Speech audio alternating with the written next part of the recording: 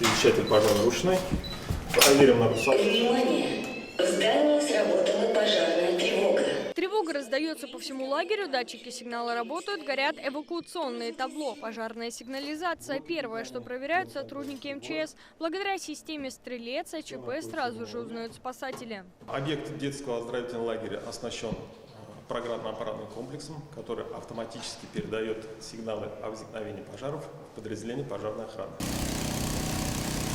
Под контролем пожарных все, от материала стен и потолков до проверки знаний и умений сотрудников. Извещатели, системы наружного и внутреннего водоснабжения, видеонаблюдения – все должно быть исправно и готово к экстренным ситуациям. Особое внимание уделяется знанию персоналом правил по эксплуатации объектов, действию в случае возникновения пожара, содержанию путей эвакуации и выходов, работе систем пожарной автоматики, наличию исправности наружного и внутреннего противопожарного снабжения, а также очистки территории лагеря от сухой травы, мусора и валежника. В Татарстане детей примут 120 загородных лагерей. В каждом втором уже выявили нарушения. К ответственности привлекли 12 должностных и 6 юридических лиц. Так, в казанском лагере Заречье выявили огнетушители с истекшим сроком годности. Их уже заменили на новые.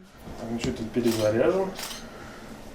Все хорошо. Заречье одновременно может принять 420 детей. В этом году здесь проведут 5 смен. При каждом заезде тренировочная эвакуация. С этого года она будет проходить в новом формате, совместно с соседним лагерем «Восток». Мы эвакуируемся к ним, они эвакуируются к нам. Это новое.